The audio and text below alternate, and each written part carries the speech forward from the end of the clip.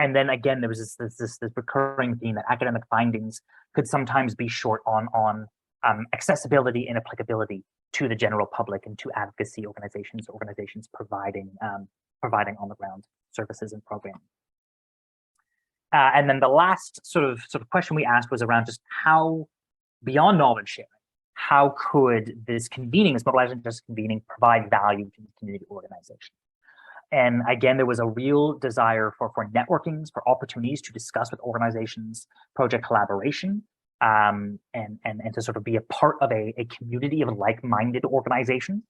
There was a desire for resources and information, again, that was applicable and accessible to the average person. So there was thoughts and requests if academics could create, pre-made or templated graphics or social media posts or blog posts that they could use as part of the advocacy work based on the research. There was a desire for like a database for all the mobilizing justice research to be housed. And again, the piece on funding, and some organizations said stipends were really important. Others we talked to said that the stipends tend to be such small amounts that it didn't make much of a difference for them, and that all organizations said that, again, knowledge about funding opportunities and things coming down the pipeline that they could be gearing towards would be incredibly helpful. So what do we sort of learn or take away from all this? And sort of the first lesson that we took away from this, that we'd sort of give for academics and institutions looking to ensure that their research and outreach with community organizations is mutually beneficial, is to ask that question we tried to ask ourselves at the beginning: just who has more power and resources and security in the conversation? And I think the answer is more often than not going to be researchers and academics as compared to community and volunteer-led organizations. So encouraging us to think through the assumptions we might have made when putting together grant proposals, when putting together project proposals, and to check in with the people we're engaging to see if they align and are interested in the same things and want the same things from a project. Recognizing that power imbalance, I think, is a really important first step for academics and researchers. The sort of next thing I think we sort of learned from this is that community organizations are hungry for data and information that will help them deliver more impactful services and meet the needs of the community better, and help them advocate for strong policies and programs. And that researchers and academics can help them do that by writing reports or report summaries with accessible, easy to understand language, and including in reports actionable items that community organizations can then sort of operationalize and run with. Again, sort of the desire to sort of have graphs and visualization that advocacy organizations can easily adapt in their comms assets when they're developing advocacy campaigns and pushing for new projects and better policy. There was definitely a frustration from organizations about having to sometimes read through hundreds and hundreds of pages of academic writing, because a lot of the times they just don't have simply the capacity and the time to do that. So they really encouraged us as researchers to ask ourselves who our research is really for. And then if we're hoping to fuel on the ground change, then we need to make our work and our ideas and our findings accessible. Sort of connected to that, and I've touched on this a couple of times, just that sore spot of we've heard from organizations about being engaged or interviewed and then never hearing back or having the opportunity to sort of have access to the reports that they contributed to. So we don't ghost folks, academically speaking, and share your reports and findings to contributors and folks who are interviewed. I think this tip idea around flexible agendas, I think, is very much connected to that idea of sharing power and letting community organizations have the opportunity to shape and set agendas in the direction of conversations. I think that's a big way we can show that we are very respectful of the knowledge and the value and expertise that community organizations bring to the table. And it also will help us as researchers get direction on where the research is actually needed and where we should be investigating. So having that ability to let them share and shape agendas. Again, this idea of compensation, a real recurring theme. Community groups don't have a lot of extra capacity. So giving them the opportunity to shape the agenda or the conversation is one way you can compensate them. Obviously, financial compensation is another way. The most common form of compensation we heard through this little interview process was giving them an opportunity to connect and network and connect and meet with other folks who are working in similar areas in different parts of the country.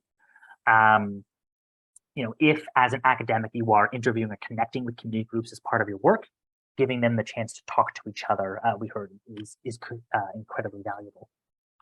And then the last thing I'll sort of leave you with that we sort of learned is to hopefully sort of do what we are trying to do with the surveys and interviews, which is ask questions and make adaptations to your strategies based on what you hear.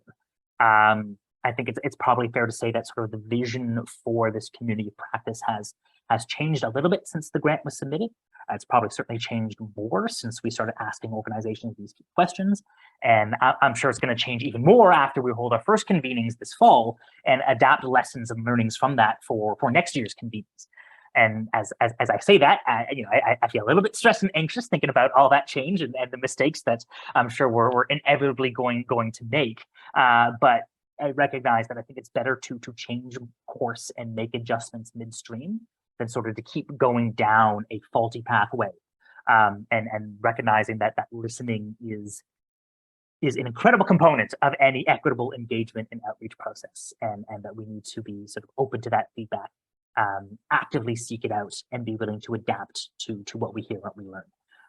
Just because we've been doing things a certain way doesn't mean that we need to keep doing things that way.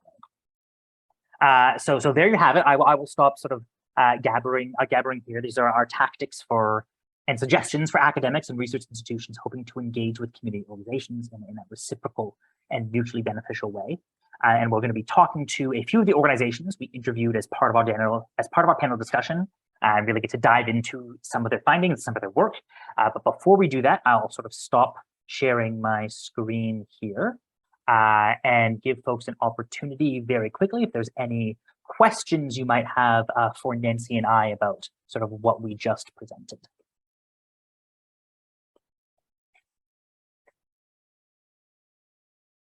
And I see, Justin, you've got your hand up there, so if you want to go ahead and unmute.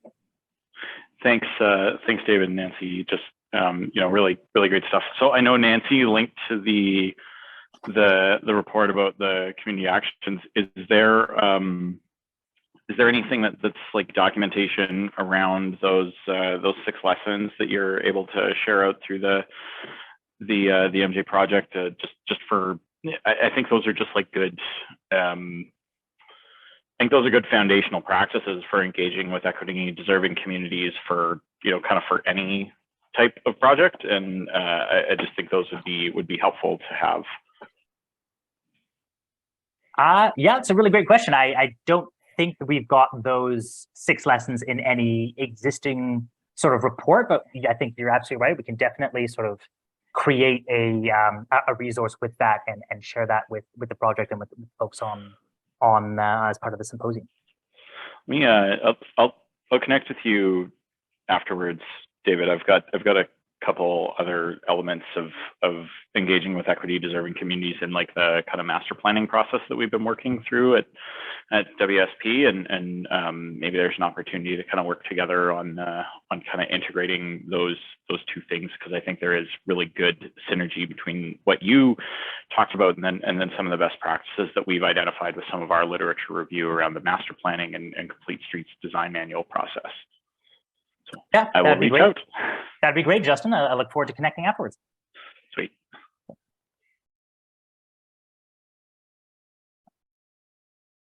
Does anyone have any other sort of questions of what Nancy and I presented on? Feel free to sort of raise your hand or throw a question in the chat if you'd like.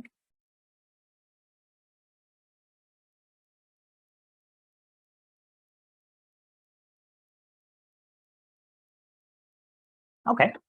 Well, definitely, if anything comes to mind, feel free to throw it in the chat. But let's move on to sort of the main events, move on to the panel discussion. So I'm going to ask that our panelists, if you haven't already, sort of to turn on your cameras and your mics back on. And we've got 3 really fantastic folks, community leaders and organizations on our panel today. So we have Renata Tweedy, who's the manager of the Southwest Nova Transit Association, which is a charity that provides door-to-door wheelchair accessible transportation options to residents in Shelburne County, Nova Scotia. Renata, I'm going to hand it over to you. You've got to sort of have an opportunity to introduce yourself a little bit and Southwest Nova Transit. Hello, everyone. I got to say, I went to one of the other panel discussions or whatever, the first session there, and I was like, man, I'm going to be way in over my head on this. I'm not going to have any idea what they're talking about, but it's like, wow, people are actually caring about the things that I have to care about every day and doing it in a really smart way. So that was a really cool thing to be a part of. Yeah, so our organization, Shelburne County, Nova Scotia, is as far down in Nova Scotia as you can get without dropping into the ocean. So that's kind of where we are. We're right at the bottom. So we're far away from Halifax, which is the major city. That's about 3 hours from us.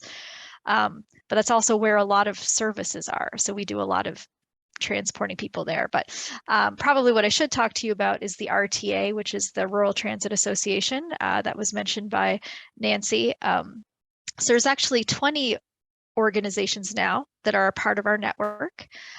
We just added one in a Indigenous community, which is very cool.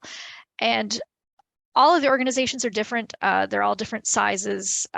They service different areas. Almost the entire, however, mainland of Nova Scotia is now covered by a rural transit organization, which is really cool because that's kind of been the plan all along, is let's get full coverage of the province so that no matter what community you move to, there will be a community-based transit organization ready to serve you.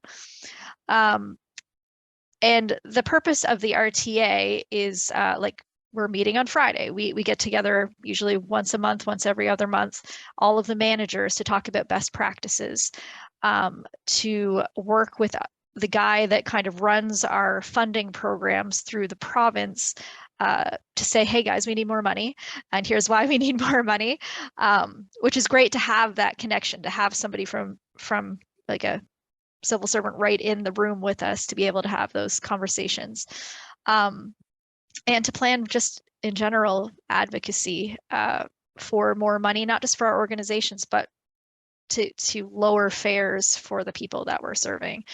And so I think we're in a really lovely situation to have these other organizations to lean on and to learn from.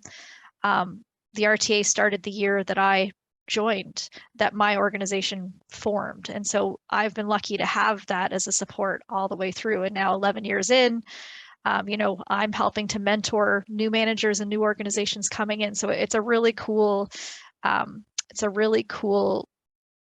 system that we've kind of put into place to be able to offer those supports and to get people on the road much more quickly than when my organization started, for sure.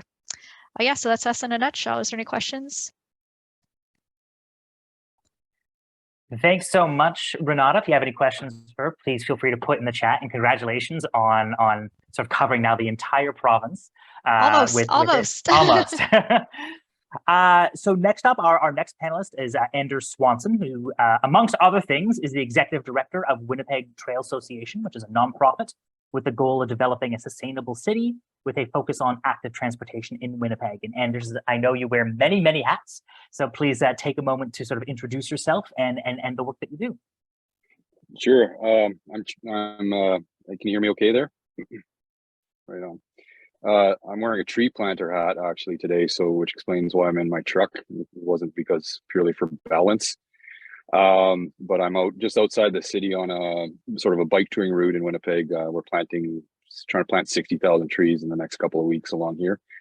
And so that kind of explains Winnipeg Trails a little bit, in the sense that we take on mobility as a service, I guess. We play an advocacy role as well, but we also do a lot of things that end up in tangible sort of effects on the landscape. We started in 2003. Best way to characterize it is roomfuls of elderly bird watchers with time on their hands wanting to put in a bench. And that turned into sort of an umbrella group of all the different trail stewardship organizations that typically operate in a neighborhood. At the time I was doing heavy bicycle advocacy things, and I took over as the ED of this organization, the coordinator, and about 7 years ago, we had a strat plan where everybody wanted to essentially get downtown. The problem with getting downtown is you have to go through neighborhoods that have roads, and there's no place for a trail. It's been an interesting organization to see in a transition phase, going from a time when we didn't know what a bike lane was, to a time where a protected bike lane on a commercial street would be seen as an essential service, or at least that's what we're trying to entrench. That focuses on all kinds of mobility. So whether it's a skateboard or a stroller, et cetera, it kind of positions us as really a mobility organization. The word trail, I hate that word in a lot of ways in English. Second possibly only to the word cyclist, just because in other languages, trail means something else. For example, we do a lot of work with Indigenous languages and trying to get Indigenous languages into the landscape in Winnipeg because we can, which predates some of the TRC stuff, but now is integrated into that. And I remember one workshop where one of our linguists who came to talk to us about Nabemowin or Ojibwe talked about it. The translation for a road with a protected bike lane was simply a good road. And I thought that was quite interesting, and it has the root Mikana or Mikanao and Cree, for example, in it. So our organization doesn't see really a difference between Portage Avenue or Portage and Main and the park down your street. They're both options for biodiversity. They're both legitimate places for children to be, etc. So it's an interesting foray into it. I do a lot of work on biking things. Some people maybe know me as for example, the chair of Canada's bicycle advocacy organization, Available Canada Bikes. But in my day-to-day work, I actually come at that from a much more mobility perspective. In the context of this action-oriented things, I think to kind of narrow it down, I wasn't sure what to exactly share, but I know that David and I had talked about, for example, our Goal 5 project, which is named after the fifth goal of the UN SDGs, focused on getting newcomer women onto bicycles. We have a pretty big, heavy bicycle presence, in part because we have the Plain Bicycle Project, which has luckily has a viral video. The video is titled "The Best Bicycle in the World," and it mentions you can get them in Winnipeg at the end of it. So we have this social enterprise that's kind of known all over the place for trying to bring Dutch bicycle culture to North America. And the result in Winnipeg has been basically 1,500 Dutch bicycles from essentially zero in the last 3 years, which I feel very strongly about being a different type of cycling than what the toy-based bicycle that we are mostly used to in North America having does for people. And so we have a particular project focused on newcomer women that saw us bring basically the equivalent of 4 transit buses worth of them into the city with lessons, et cetera, et cetera. I guess we build it into our operating in the sense that our goal is to hire people where we can, get money to people to run projects that sort of can last and outlive us and respond to what the needs are. So I think I'll leave it at that. I can't mention Winnipeg without winter, maybe.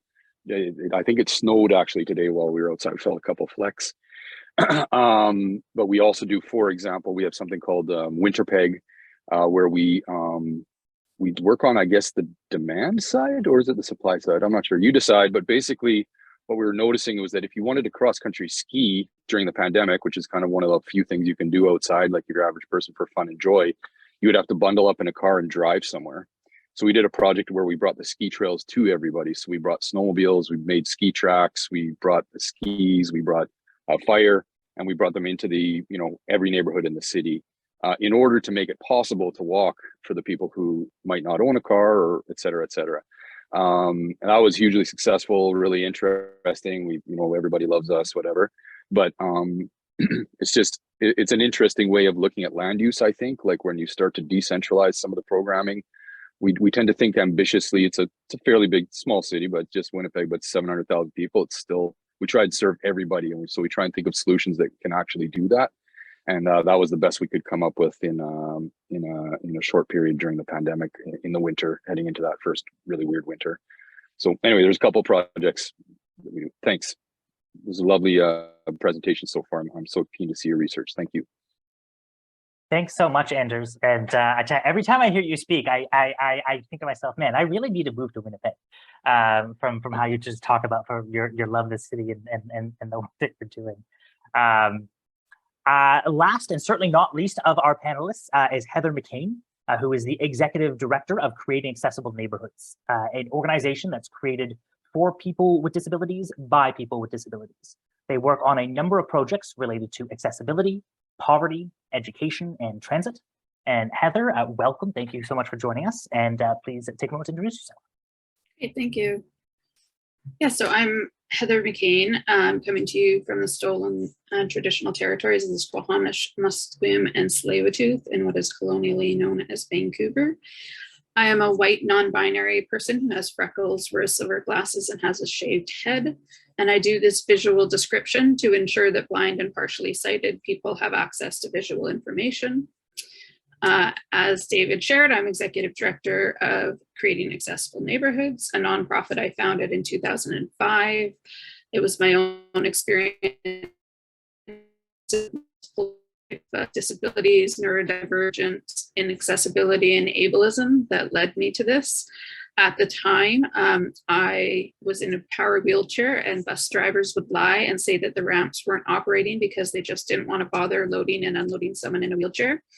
I wrote letter after letter to our transit authority, which is TransLink, and did not hear a response back. Someone jokingly told me I needed to start my own organization. I looked into it, started it, wrote the exact same letter to TransLink, this time with executive director under my name, and got a response a week later.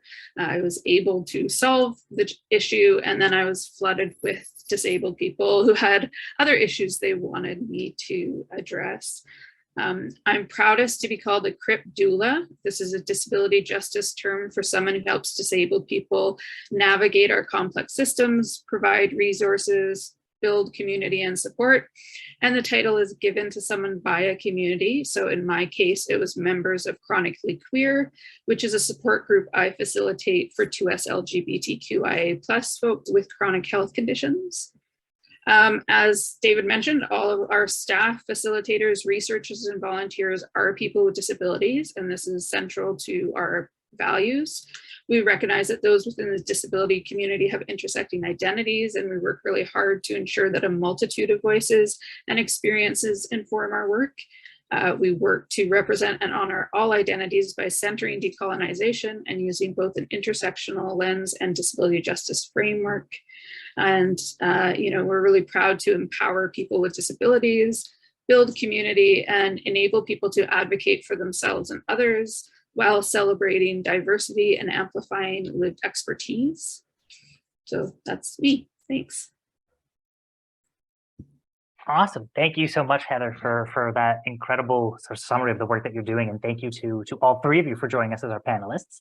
I'm going to remind folks, if you have any questions, please feel free to sort of throw them in the chat for our panelists. And I guess I'll get us started with a question that I've been wondering about, which is sort of for all three of you, in that knowing that, a big part of the goal of mobilizing justice is working with organizations like yours on identifying where the data gaps are when it comes to transport equity. So I wanted to sort of ask the three of you about, based on your work and knowledge and experience, what is maybe one area that you wish you could have more data and research on that would support you in your work? What would that sort of area or data sort of be, and how would that knowledge sort of positively impact your work? We're all going to be really polite, and you're just going to have to call on one of us to start. All right. In that case, Renata, since you were so kind to point that out, I'll throw it to you first. Fair enough. Well, I guess kind of to set the table for it, I think it's important to recognize that for those of us that are a part of grassroots community organizations that serve folks with financial barriers, for example, some of the same challenges that the people we serve are facing, we're also facing in a way. So like, while they might be living paycheck to paycheck, just trying to get their needs met, us too, like for all intents and purposes, while some community organizations have core funding, so that's like the regular paycheck, it's generally not enough to pay the bills, keep the lights on. And essentially, a lot of us have to take on a second job of grant writing just to try to make ends meet. And it's not a great job. I mean, most programs only fund projects, which is so annoying. They don't fund operational costs. And so you have to do these really funny gymnastics to kind of fit into what they're looking for in order to get the money that you actually need to do the thing that you need to do. But beyond that, grant writing, especially when you're going to government to try to get money, it feels just like this exercise in trying to justify your existence. You know, every question just kind of feels like they're asking, tell me why you deserve to have access to taxpayer money. Even though you're kind of doing a thing that the government should probably be doing anyway. And if we were doing it, the staff would be appropriately compensated and have pensions. Whereas, you know, you guys are just doing this as a labor of love because you can't put gas in the car and pay a livable wage. So in terms of the data and the research that would really help us where we're at right now, it's the data and the research that justifies our existence to our funders in simple, easily accessible ways, compelling language, in ways that we can steal and adapt and attach to our funding applications, that clearly lays out, and I think this is key for us, that our right is not a right if there's a barrier to access. And so funding transportation for folks that are facing transportation poverty is a justice and it's an equity issue. And if you really believe that our residents have a right to access medical care and basic services, no matter where they live, like this is the stuff, these are the messages that we need. But we need also the data and the research that is indicating in real numbers. We need real numbers, the ways that if you adequately fund us as community transit operations, there's going to be a cost savings in lots of different ways over the alternative. So like folks right now who are using ambulances for non-emergency transport, we can do that cheaper.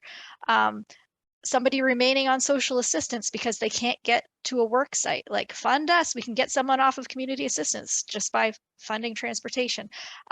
Seniors who are taking up beds in long-term care systems that are totally overrun, because they might have, you know, with home supports, they could probably stay in their home, except that they can't get to their doctor's appointments and they can't get to their groceries. And so moving into long-term care ends up being, you know, the only option for them.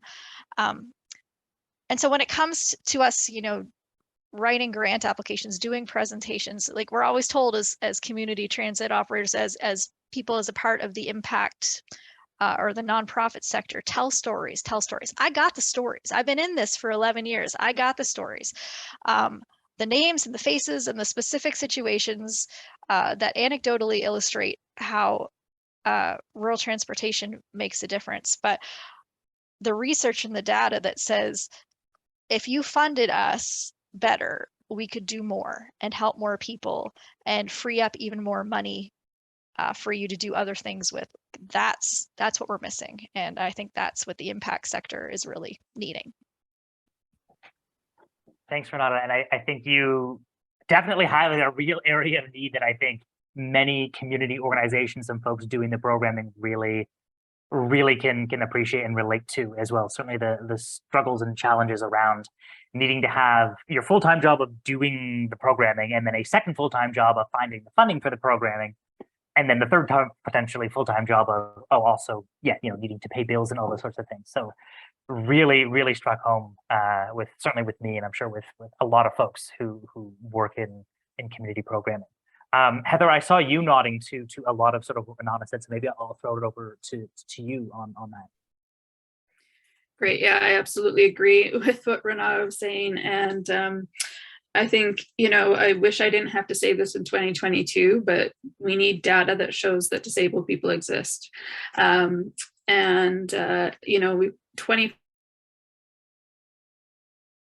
For non-Indigenous people, 30 to 35% of Indigenous people identify as disabled. And that's the people who identify as being disabled. So typically that's people who have diagnoses.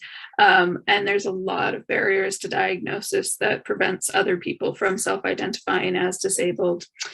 So we need more data that is specific to people with disabilities, our barriers, our facilitators, our needs.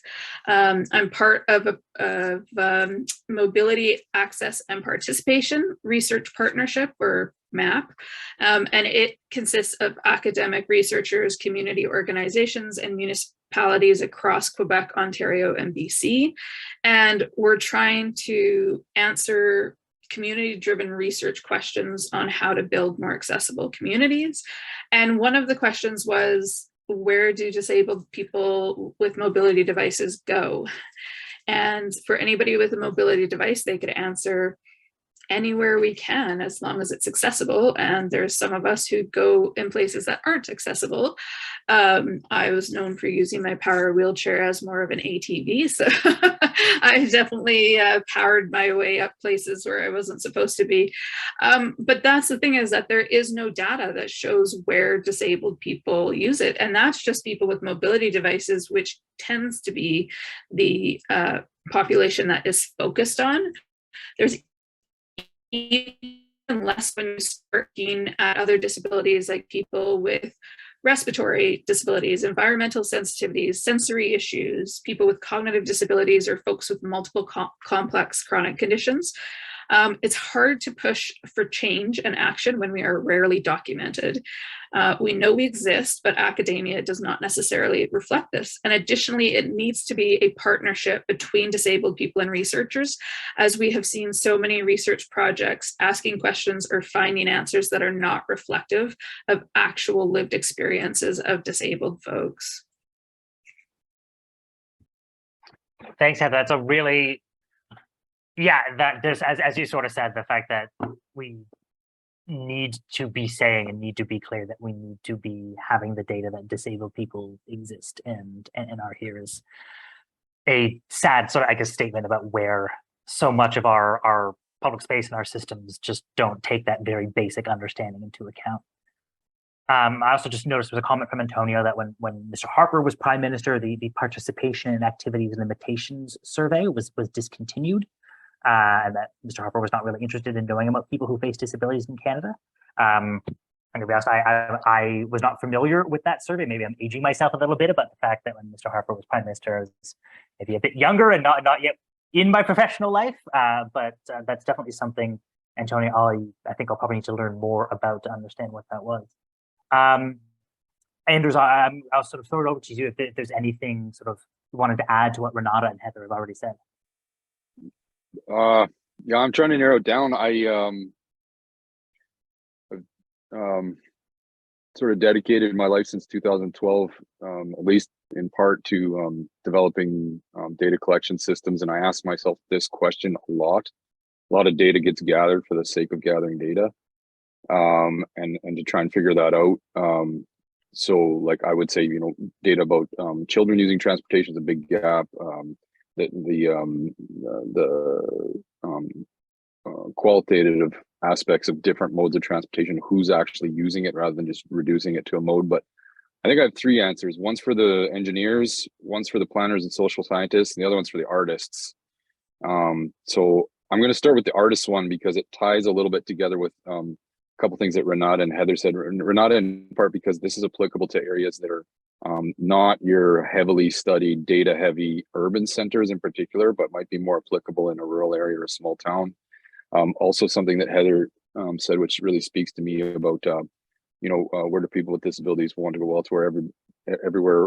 But it strikes me as obvious that somebody from Winnipeg. So the one for the artist is this: I would send up a drone in the winter.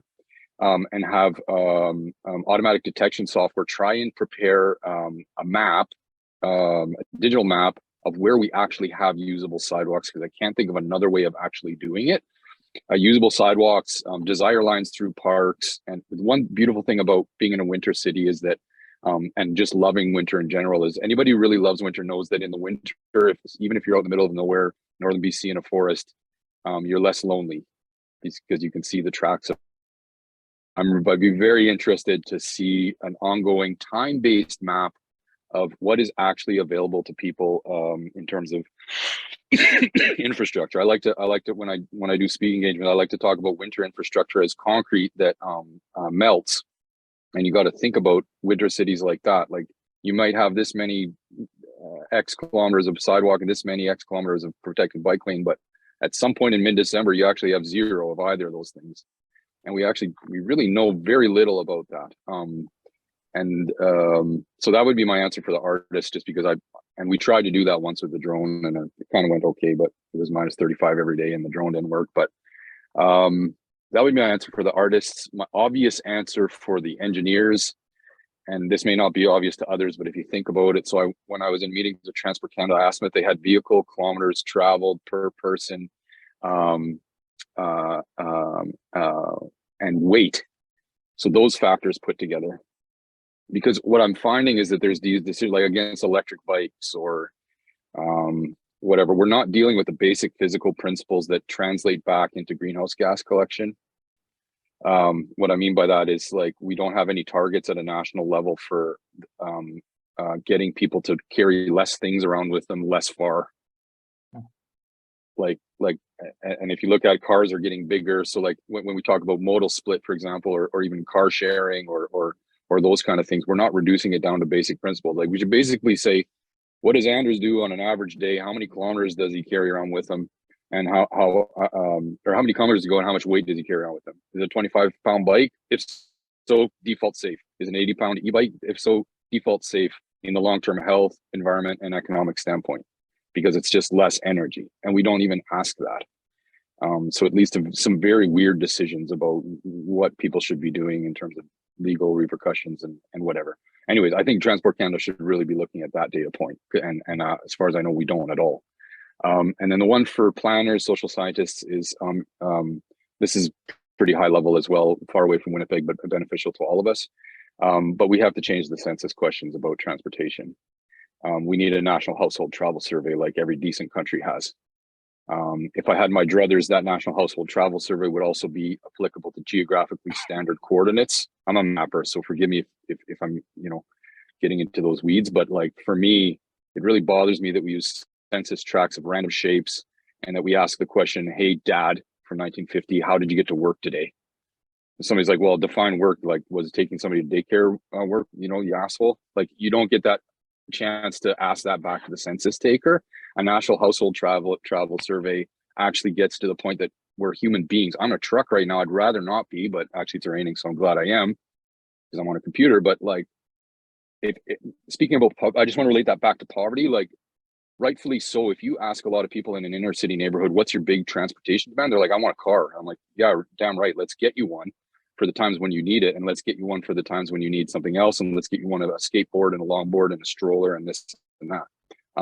Our national level transportation data is all based as though you're like a certain type of person doing one thing all the time. And we ask that question in September when we're leading into the winter when our behavior is going to change. It's just a mess.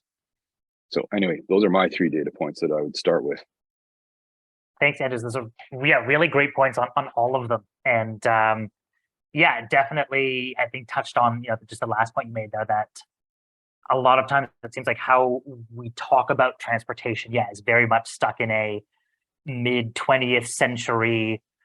One person goes to work, and that's what transportation is, and anything outside of that is not something we're interested in, not something we're building for, not something we're interested in learning more about.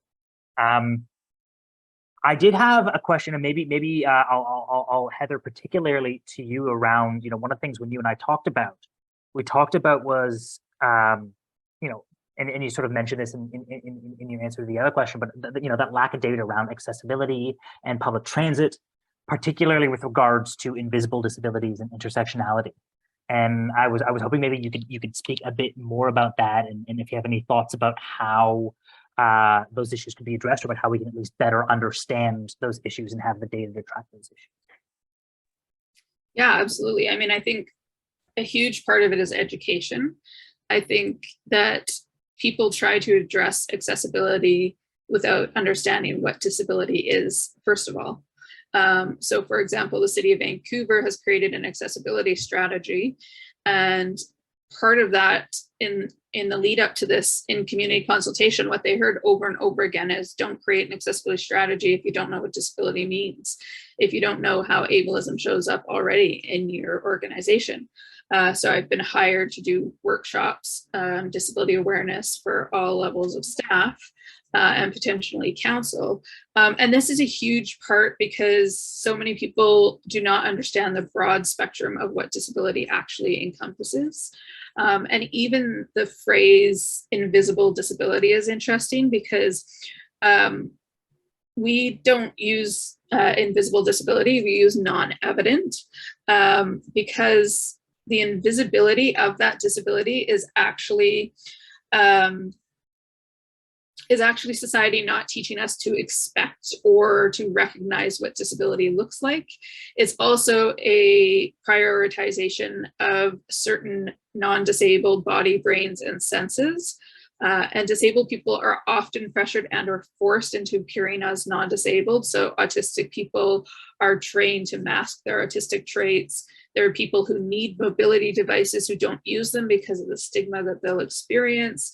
And additionally, what's not non-evident to a non-disabled person is evident to someone else who has a disability. So as someone who has chronic pain, I can recognize that in other people. And so that invisibility, first of all, is one thing that we really need to question.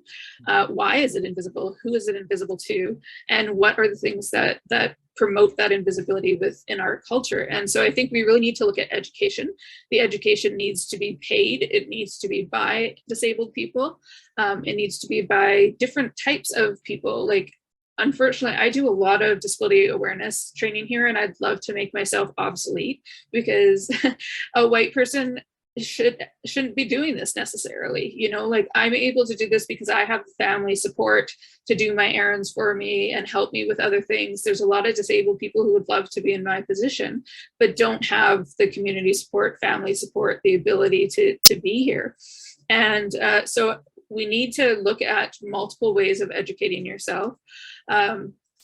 Also, you know, one thing is that often people with lived expertise are asked to come and essentially relive their trauma for research, and then there's no follow-up. There's no acknowledgement that they have to kind of reopen wounds in order to do this. And when there's no follow-up, it feels more like they're performing their trauma than that it's actually helping to move the issue forward. So communication is a huge thing. There's so many consultations where people never hear afterwards. They don't see a report, they don't see the research, they don't hear if anything actually led to something. And that devalues their participation. So I think, you know, communication is such a key part from the beginning to the end. I mean, even today, you know, you sent the questions in advance, which is good for me because I'm neurodivergent, have PTSD, and have difficulty sometimes coming up with the answers right, you know, when somebody asks me. So looking for accessibility that way is so vital. And it also like really tells the disabled person, like, I see you, I see your needs, I'm happy to work with them.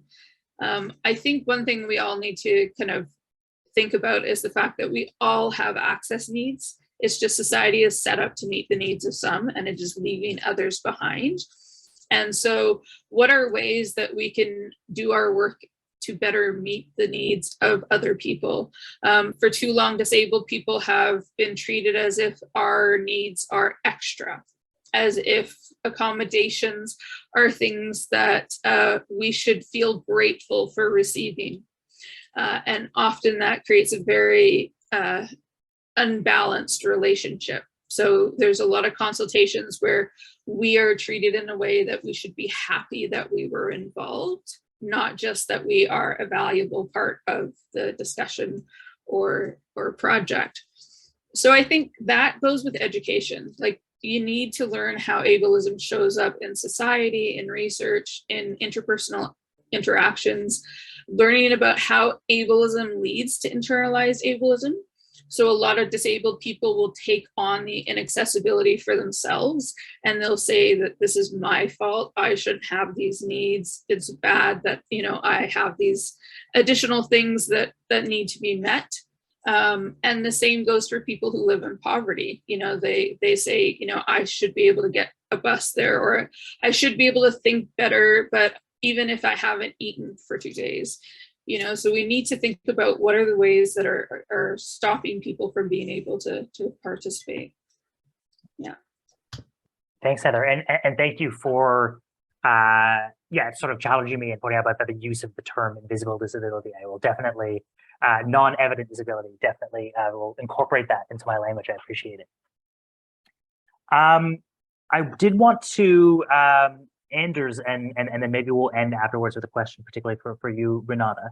But Anders, I know that when we spoke, you talked about the importance of using, and I brought this up in the presentation, of using simple and accessible language when we talk about mobility and access to mobility. And that's definitely something that I've been since we spoke, really thinking about it a lot in terms of how I am using my writing. And so I was hoping if you could maybe speak to that a little bit, and if you know of any, maybe provide an example or two of researchers or writers working in mobility and equity who you think sort of do a really good job of this. Well, yeah, I remember this was actually a prepped question. I better have a good answer here. I actually think we should be answering in Cree, but let's leave that aside. In Winnipeg, anyway, Ojibwe, Dakota.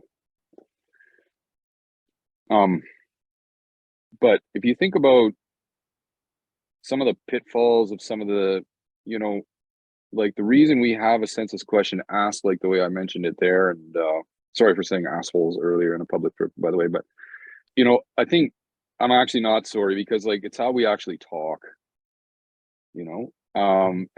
and we have this like white tower kind of way of even not to pick on you, but like active transportation gets in the name of the organization, but like the word active, I hate that. Like I get it what it means, and it's at least supposed to be inclusive, but just dialing it back just a little bit, if you're talking to an actual person, if you mean cycling, say cycling. If you mean walking, if you mean riding a bike, say riding a bike. If you mean riding a trike, say riding a trike.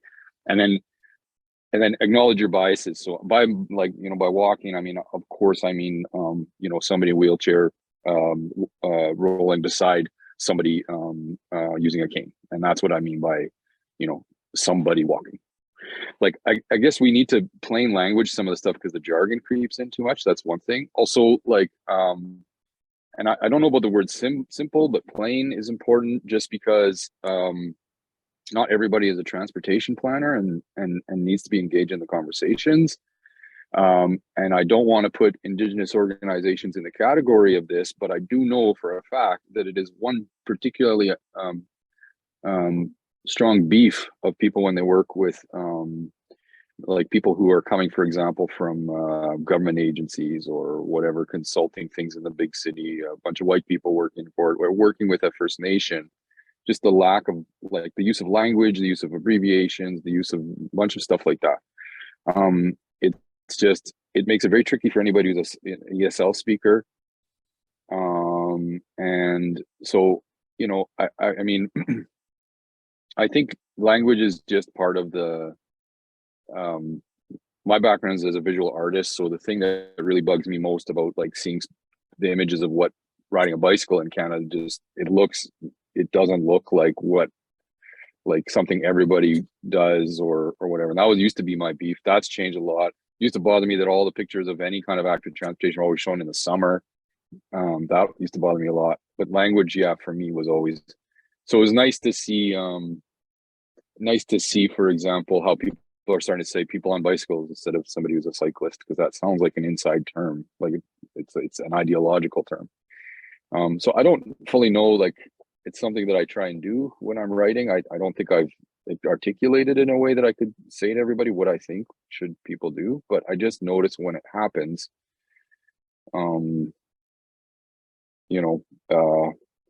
just anything that sounds like it might require like some kind of insider knowledge for like basic mobility is sort of wrong. Mm-hmm. And changes the conversation to go in certain. I said modal split. I said a bunch of things that like aren't really probably going to be heard very well or understood by a lot of people. I just try and eliminate those as much as I can and speak plainly, I guess. If that makes sense.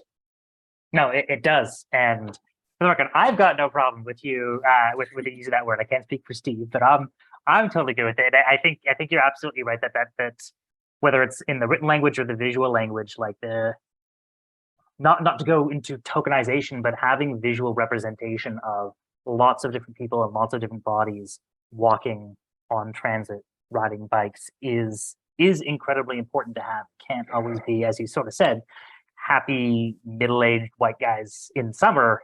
That can't be the only thing we see of people on transit, walking, riding bike. Well, yeah.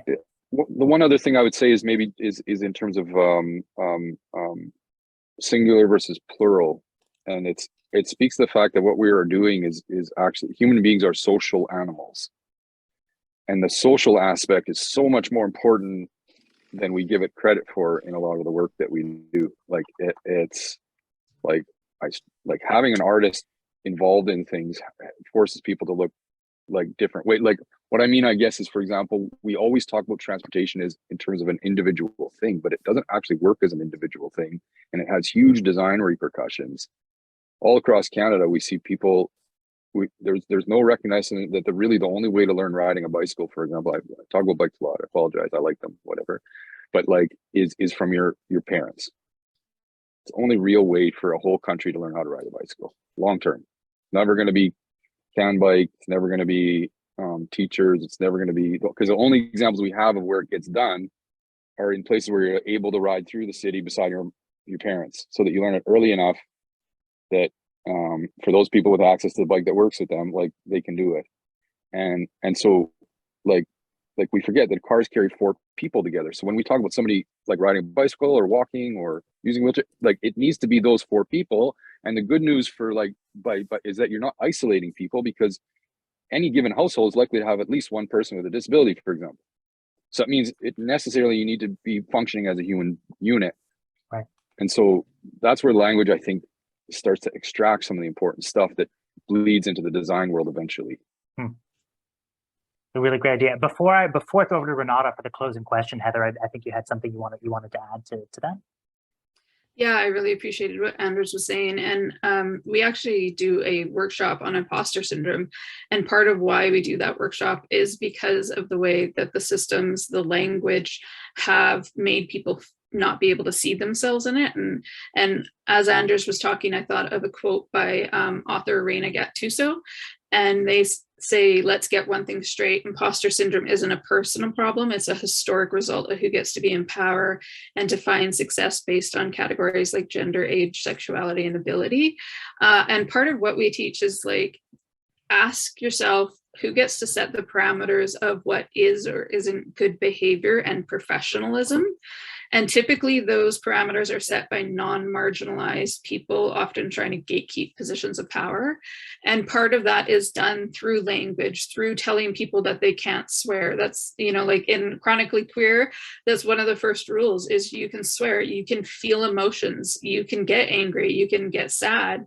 All of that is allowed. Like, I think so many spaces don't allow for the naturalness of people, that raw vulnerability. And we're not going to get to the place that we need to get if people are having to hold back parts of themselves in order to participate. So I would just say that, and, for a lot of our members, if they wear sunglasses inside, it's unprofessional, but they may have a migraine, or they need to stand up and walk around. Or myself, I've been told that it's unprofessional that I need to read off of my iPad because my memory is affected by medication. And I've had conferences who won't take me because it doesn't look professional. So, we need to think about things like that and how we're keeping people out of the conversations, or how they may be in the room, but they don't feel like they can actually have meaningful participation. Right. So really, yeah, you're absolutely right, Heather. Yeah, I know we've only got a couple minutes, but Steve, is it all right if I sort of throw to Renata for the last question? Yeah, absolutely. Go ahead. Awesome. Okay. So Renata, I wanted to recognize that you working in a rural community, and recognizing that Nancy highlighted the fact that there are not many organizations that we identify in the catalog that work in rural communities, and then I think conversations around mobility often focus on urban areas. So I wanted to sort of maybe hear from you a little about maybe if there are any issues that are specific to rural areas that are maybe not well known or understood that need sort of some more investigation or be better understood. I see that it's 3:28. Do we have a hard stop at 3:30? Just wondering how fast I need to talk here. Sorry, 2:28 for you. There's a 30-minute break following this, so people might have something to do during the break, but there's no reason to end the conversation early if we're still going. So we can leave this room open for longer as long as people are interested. Okay. Well, first of all, I appreciated the question because you're right. It's not something we get asked about a lot. What the first thing that came to mind was just ownership. Like I feel like in cities, when you have fixed routes, they're generally owned by the city. And so they're funded by the city. Whereas community transit, rural areas, nobody owns us. Like we get some funding from the province, which is great. We get some funding from our local governments, but no one owns us. No one's taking responsibility for us, which can be great because you get more agency to develop as you need to develop. But they would be a lot more invested in our success, and we would have more stable funding if that was the case. So there's that piece that's not always recognized.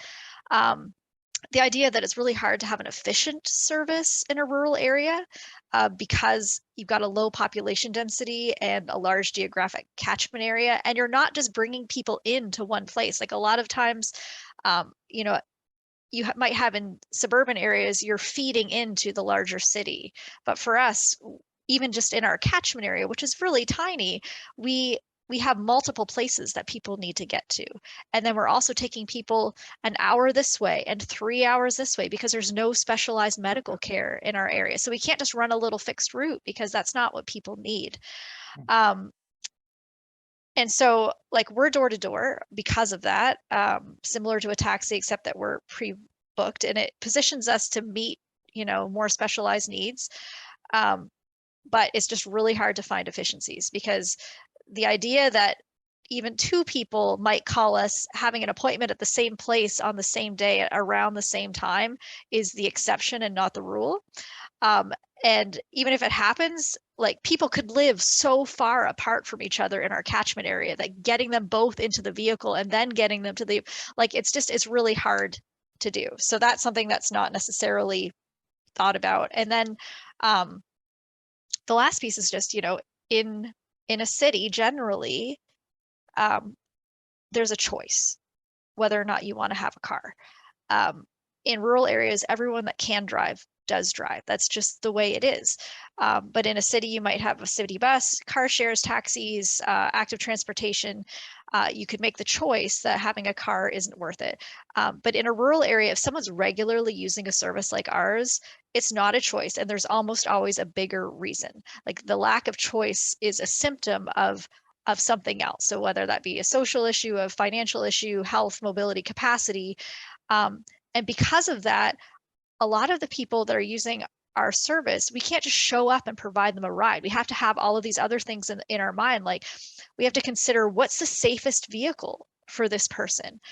Accessible vehicles, like wheelchair accessible vehicles, are notoriously not accessible for people that have any other mobility issues. They're just not designed to be easy for people to get in and out of. So we need to be thinking every time somebody calls, okay, do we have to send this car for them, or do we need to send this van for them?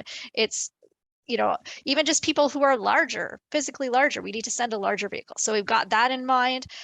We need to consider how to support people that just don't have money and that aren't funded for anything else. And so we do some internal subsidies. We did $40,000 worth of fare reductions last year. And we're constantly trying to help our riders connect with other funding sources. So we're doing a lot of social work as well. We need to be aware of capacity of riders. Like we have some riders that have limited capacity just kind of temporarily, like they're going to get their eyes done and so they can't drive themselves back.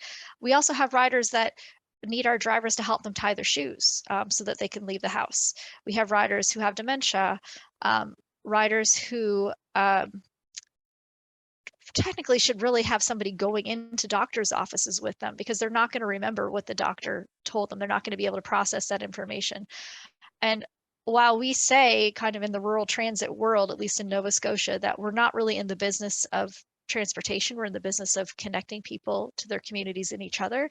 In terms of our insurance and our licensing, we are a transportation service. We are not medical professionals.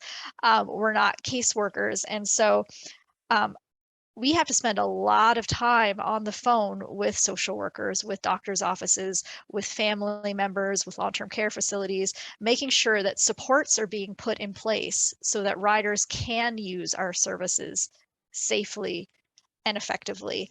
And that's not in any way to imply that folks using urban transportation don't have those same barriers. I mean, obviously they do, but the differences in percentage of users. Like so many of our riders have these barriers, and that's why they're coming to us. So it's just, in order to fill your mandate, if you're going to do what we do, it has to be beyond just moving people from point A to point B if you want to serve the folks that need you the most. So that was. Thank you, Renata. I gotta say, I cannot, having watched a few more Toronto Transit Commission meetings than I probably would have liked to in my life, I can say that almost none of those things I'm sure are things that, like, yeah, a transit agency in a city like Toronto really has to think about or grapple with. So yeah, I really appreciate you sort of sharing that, providing that perspective. So I really want to thank you and thank Anders and thank Heather. Thank you all so much for joining this panel and this session here today. The knowledge and expertise that you all bring and have brought to this panel is just really, really incredible. So thank you very, very much. And thank you to my co-presenter, Nancy, as well for presenting and sort of sharing the work that we've been doing as part of the Mobilizing Justice Project. I'll put in sort of the chat again, sort of the link to the catalog if folks are interested. I know Nancy put it in earlier, so I'll just repost it there. And lastly, I'll sort of just remind you all that sort of for the rest of the agenda for today, Steve, correct me if I'm wrong, but I believe we've got a break until 3. And then the symposium will sort of close with it with a plenary panel and open discussion to sort of reflect on all the lessons that have been learned over the 2 days of the symposium and to talk about opportunities for the future. So definitely don't want to miss that and look forward to seeing folks there.